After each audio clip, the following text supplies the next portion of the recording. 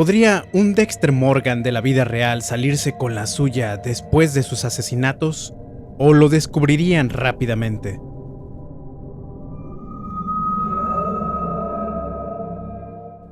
En la serie, Dexter ha tenido que pasar difíciles momentos para no ser atrapado, al punto de recurrir a desesperados actos que violan directamente el código de Harry.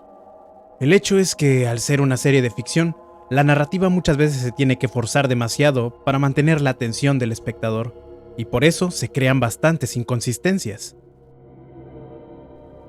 Personalmente, creo que a Dexter nunca lo atraparían en la vida real, pues tiene bastantes ventajas que lo hacen posicionarse un paso delante de las autoridades. La primera de ellas es su papel como analista de manchas de sangre, lo que le permite controlar la narrativa en las escenas de crimen y borrar cualquier indicio que lo vincule a él a un asesinato. Esto lo vuelve tremendamente invisible ante el sistema. Dexter deliberadamente optó por tener un papel menos importante en la policía de Miami, pero con las ventajas de trabajar directamente en los casos. Sabemos que fue el primero de su clase en medicina, pero que optó por ser analista de sangre. Esto lo vuelve el menos sospechoso si llegase a darse un caso dentro del departamento de policía. Y en la vida real es igual, a quienes primero se les investigaría serían a los policías, de forma jerarquizada. Los forenses o chicos de laboratorio serían investigados después de los agentes de la ley. Esto le daría la oportunidad a Dexter de planear su coartada, manipular la escena del crimen o fugarse con mayor éxito, teniendo mucho tiempo de ventaja para hacerlo. La segunda ventaja tiene a su hermana dentro del departamento de homicidios. Esto le da aún más información valiosa acerca del estado de los homicidios sin exponerse. Ni siquiera tiene por qué revelarle a su hermana que es un asesino en serie, para protegerse con esa información, como pudimos ver en gran parte de las temporadas. La tercera ventaja es su camuflaje. Dexter tiene muy bien ensayado y trabajado su máscara de presentación.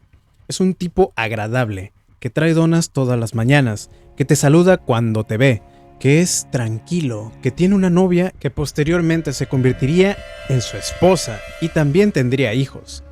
En la vida real esto es muy importante, dado que la sociedad se guía prácticamente de las apariencias. La gente juzga desde la superficialidad. Si ven a Dexter, lo que verían es a un padre de familia amoroso y atento dedicado a su trabajo, y no verían a un psicópata asesino en serie. La policía también juzga desde este ámbito. De hecho, lo vemos muy seguido en muchos videos de cámaras corporales de los policías de Estados Unidos, quienes intentan arrestar muchas veces afroamericanos o personas con rasgos latinos sin más pruebas que la simple apariencia de tener actitudes sospechosas, o la llamada causa probable. Dexter, al ser un tipo blanco con familia y un empleado de gobierno, pasaría estos filtros sin mayor problema. Vamos, que no lo irían parando en los retenes para hacerle preguntas. La última ventaja es el código de Harry, un código creado para satisfacer las necesidades de matar de Dexter, elaborado por un padrastro, Harry Morgan, con la ayuda de la doctora Bogle, una neuropsiquiatra experta en psicopatía y asesinos en serie.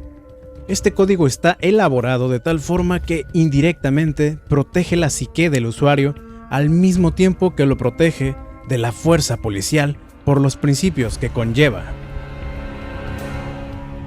El código se basa en dos principios fundamentales. Primero, no ser atrapado. Esta es la regla principal. Harry le enseñó a Dexter cómo ser meticuloso al borrar todas las pruebas de sus crímenes, cómo elegir a sus víctimas y cómo actuar de forma que no levante sospechas. Esto incluye la importancia de mantener una apariencia normal, fingir emociones y nunca cometer errores que pudieran llevar a su captura.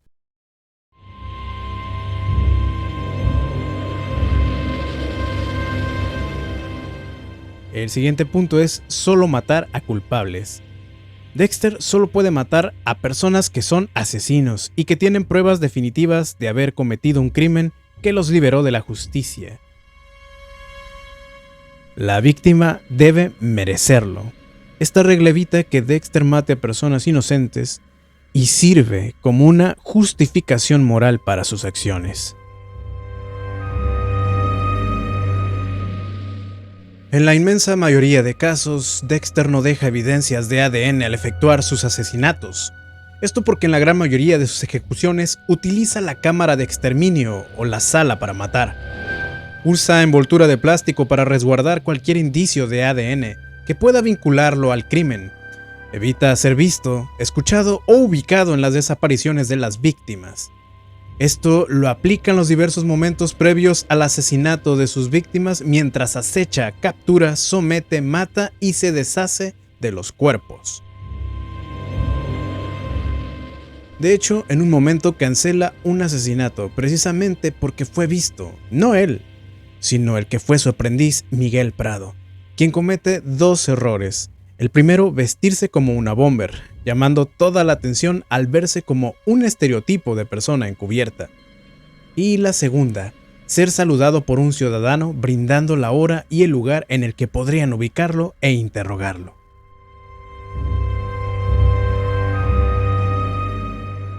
Además de esto, Dex utiliza la base de datos de la policía para investigar a sus posibles víctimas, por lo que tiene la total libertad de investigar, con lo que puede evaluar el nivel de impunidad con la que puede resultar exitoso en sus asesinatos. Esto lo coloca muchos pasos por delante de la policía a la hora de investigar la desaparición.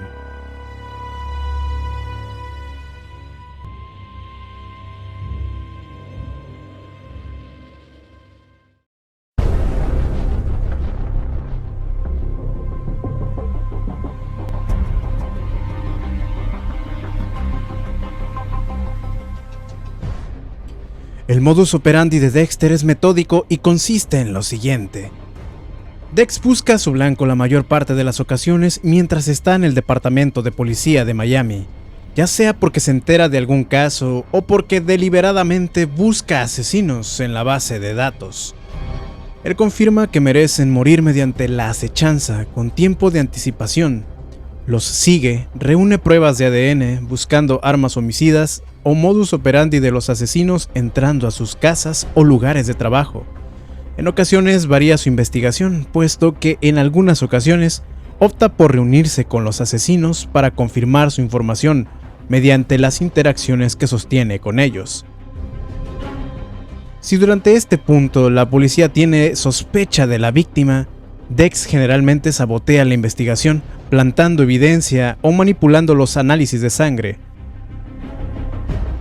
Como dijimos previamente, este paso importante lo aleja bastante de cualquier investigación que lo pudiera vincular, haciendo prácticamente imposible que lo identifiquen. En la vida real considero que jamás lo atraparían, mientras esté ejecutando este paso con éxito, ya que no solo es la muestra de ADN, sino la presencia de cualquier arma homicida, dado que Dexter no asesina a sus víctimas con disparos o con elementos fuera de su cuarto de muerte. Los casos donde ha tenido que improvisar, como en el caso de Fribo, se llevó el arma homicida, el propio cuchillo de Fribo. Manipuló la escena del crimen e incluso desapareció una muela que se le cayó durante su pelea. Siguiendo con el modus operandi, Dex calcula las rutinas para buscar los momentos donde la víctima está vulnerable y sin testigos potenciales para el secuestro. Después, con toda la información, Dex elige el día y el lugar del asesinato. Prepara la sala de muerte, secuestra a la víctima, la desnuda y la envuelve en plástico, atándolo a la mesa. Prepara el ritual en el que hace una confrontación directa con el asesino, donde previamente reúne imágenes, fotos o, en casos muy específicos, simplemente les describe a las víctimas asesinadas por el asesino. Y finalmente acaba con sus vidas apuñalándolos en el corazón, aunque hay ocasiones en las que Dexter emplea la ironía o justicia poética, acabando con la vida de los asesinos con elementos referenciales a sus asesinatos. A su hermano Vaini lo degolla y lo coloca boca abajo, tal como él lo hacía con sus víctimas. A Trinidad lo asesina a martillazos, haciendo una referencia o alegoría a cómo él mataba a muchas de sus víctimas. Y al regalo del martillo que Trinidad usó para matar a un hombre en uno de sus ciclos de ejecución, deshaciéndose del arma homicida regalándosela al propio Dexter. También Miguel Prado lo mató ahorcándolo con una cuerda, tal como él lo hizo con la abogada Ellen Wolf. Finalmente, el punto más importante del modus operandi, y el motivo por el cual nunca lo atraparían en la vida real, es el hecho del cómo se deshace de sus víctimas. Arroja los cuerpos desmembrados dentro de bolsas al mar abierto. Al principio lo hace en marina cercana, que es cuando en la segunda temporada unos buzos encuentran sus cadáveres, lo que lo obliga a moverse a un mar profundo con la corriente del Atlántico, haciendo todavía más efectivo el que nunca se encuentren dichos cuerpos.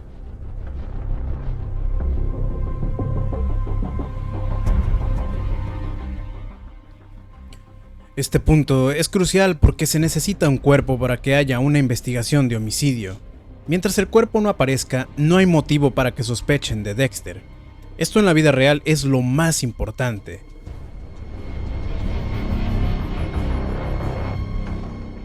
En México, por ejemplo, las cifras de desaparecidos son enormes y jamás se sabe de sus asesinos precisamente porque no aparecen los cuerpos. Muchos lo atribuyen al crimen organizado, pero no siempre ellos son los autores. Estoy seguro que muchas de las desapariciones se dan por asesinos que no están con el crimen organizado. Y aunque digan que hay cámaras o mayor oportunidad de testigos potenciales, la verdad es que mientras no haya evidencias que liguen la desaparición de una persona con un posible homicidio, la fiscalía no los investiga como tal. Mientras un cuerpo no aparezca, la persona es declarada como desaparecida, por más que las personas declaren que fue un homicidio.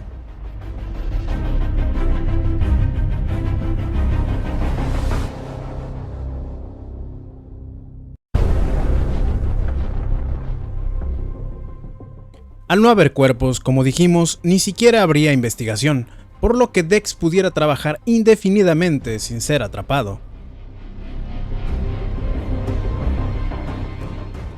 Otro punto importante es la elección de víctimas. Dex no tiene un patrón establecido, no al menos un patrón físico o superficial, no elige por etnia, ni por sexo, ni por ninguna otra característica física. El único patrón es que su víctima sea un asesino, y no necesariamente debe tener antecedentes criminales. Esto es una formalidad para tener facilidad de búsqueda, por lo que muchas de las víctimas de Dex jamás serían relacionadas por el modus operandi.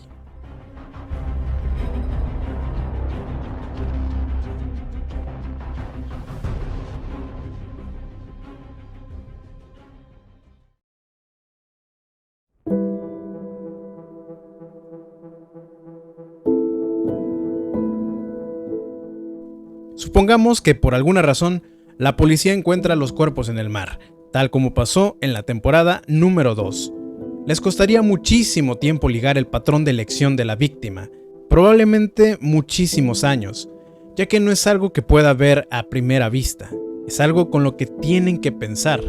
No van a buscar si tienen antecedentes criminales como primera forma de investigación, pero tampoco es imposible. Terminarían haciéndolo tarde o temprano. Después tardarían más tiempo en concluir que es una sola persona la que asesina a estas víctimas, y lo harían por el patrón de cortes que es quirúrgico, difícilmente compatible con el estilo de desmembramiento de una sola persona. Si el corte en lugar de limpio fuera sucio y desordenado, la tendrían más difícil, ya que en México ese estilo es muy propio de los grupos criminales. Otra pista con la que eventualmente darían sería con el modo de dar con las víctimas en primer lugar. Desconozco si el sistema de búsqueda de criminales funciona igual en todos los países, pero supondremos que sí. Ellos asumirían que es alguien que tiene acceso a los datos policiales y en ese punto durarían muchísimos años en investigar, ya que, al menos en México, no es como la serie de Dexter, que pareciera que todo ocurre nada más en la estación de policía de Miami. En México hay delegaciones o distintas estancias en las que los elementos que laboran ahí pueden acceder a la base de datos criminal, por lo que la búsqueda se ampliaría. Sabemos que toda búsqueda deja un rastro. En Dexter se nos muestra que ese poder solo lo tienen los jefes de policía o los fiscales como Miguel Prado, La Huerta o Matthews. En México quizá no sea tan así, pero suponiendo que sí, darían con la computadora que realiza esas búsquedas, lo que pondría a Dexter como el sospechoso número 1. Comenzaría una guerra de investigación sobre su vida, y descubrirían que se escapa por las noches sin buenas coartadas. Tardarían muchísimo tiempo en ligarlo con los asesinatos, ya que al no haber evidencia de su relación con los crímenes, seguramente saldría libre de las acusaciones. Eso sí, tendría mucha vigilancia sobre él, quizá de forma permanente, pero es algo que no podemos saber. Lo importante en este punto es que no lo encarcelarían por los asesinatos, ya que no hay evidencia alguna que lo vincule, y todo esto suponiendo que se dieran toda esa serie de conveniencias que por sí solas son extremadamente difíciles de que se den. Otro punto importante en contra de Dex es su obsesión por sus trofeos, pero no menciono tanto este punto, ya que al menos que haya una situación donde lo tengan bajo sospecha e investigaran dentro de su casa, las muestras nunca saldrían a la luz. En la vida real no hay un sargento Doakes que se dedique toda su vida a stalkear a Dexter de la manera en que lo hizo en la serie. Rara vez te encuentras en la vida real alguien que haga algo tan extremo como lo que hacía Doakes, y hacerlo sin levantar sospechas.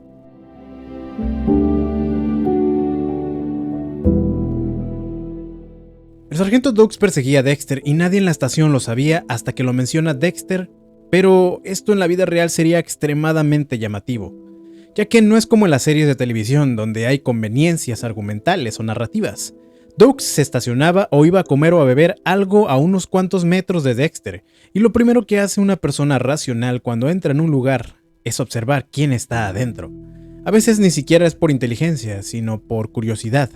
A veces buscamos con la mirada solo para ver si hay alguien a quien conozcamos dentro. Esto haría que los compañeros de Dexter se dieran cuenta y a la larga le preguntarían a Doakes por qué siempre está acechando a Dexter.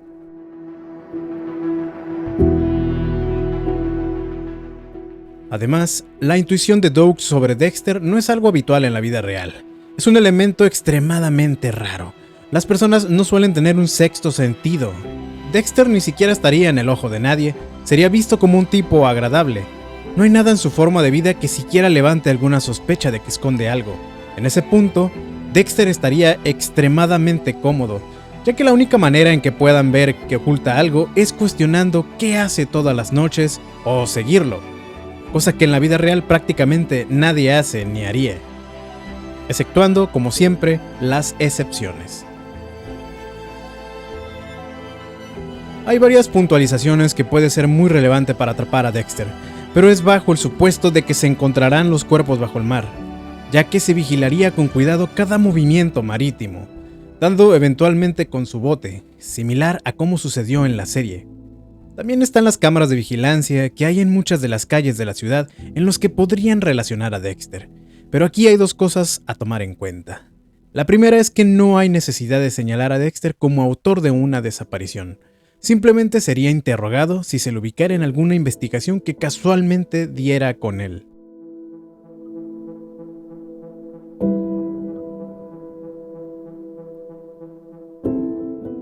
El otro punto es el hecho de que, al ser una serie de televisión, pasan por alto el tema de las cámaras de vigilancia, o al menos lo obvian, dado que Dex no usa nunca una máscara o algo que oculte su rostro, excepto en contadas ocasiones. Considero que Dexter en la vida real tomaría estas precauciones y se aseguraría de que en los lugares en los que actuaría no se expondría ante las cámaras.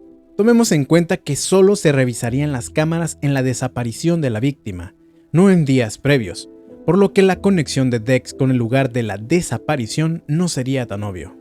De hecho, yo que no soy una persona muy inteligente, puedo pensar en este punto y analizarlo, cuanto más alguien como Dexter.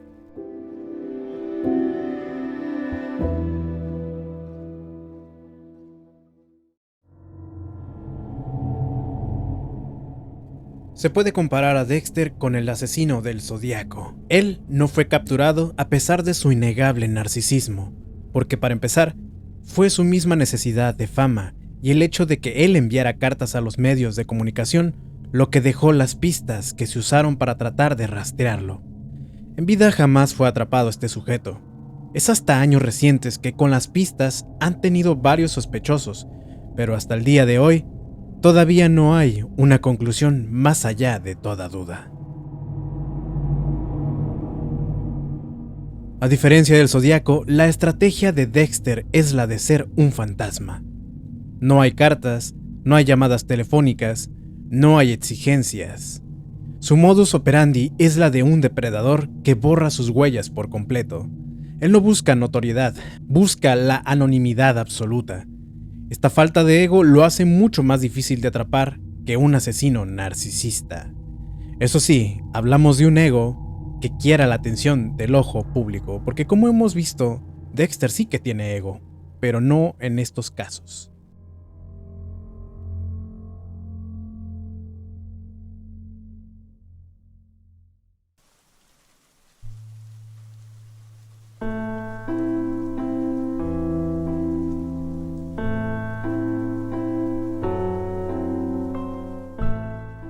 En conclusión, en la vida real, Dexter no sería atrapado.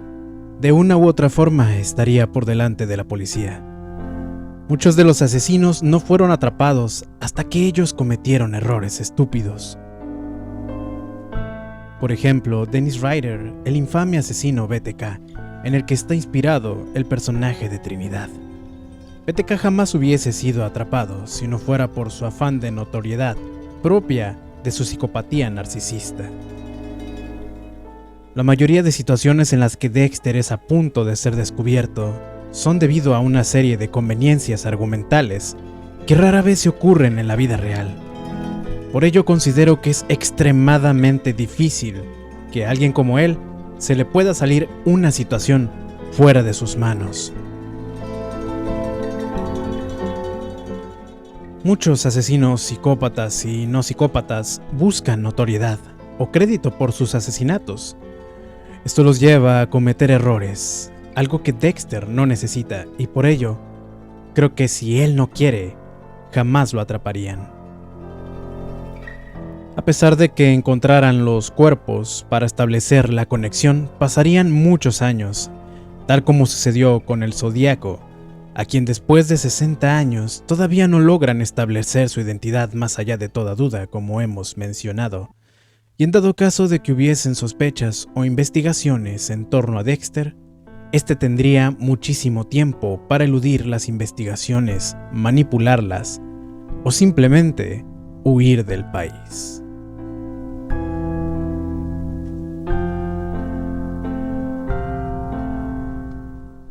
Esto es todo por el tema del día de hoy. Nos veremos en otro viaje. Yo soy Nauti, el navegante del misterio.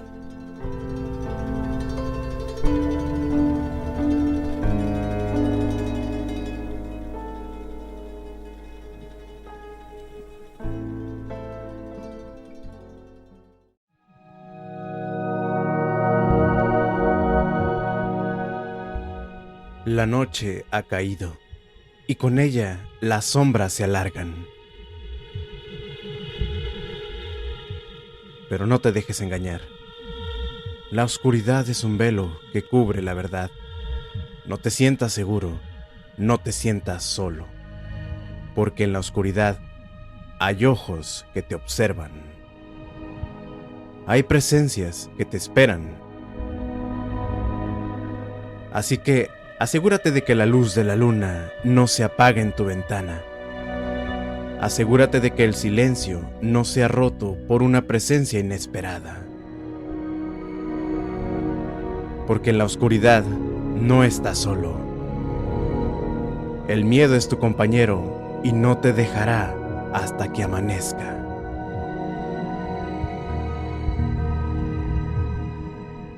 Hasta la próxima noche en el navegante del misterio.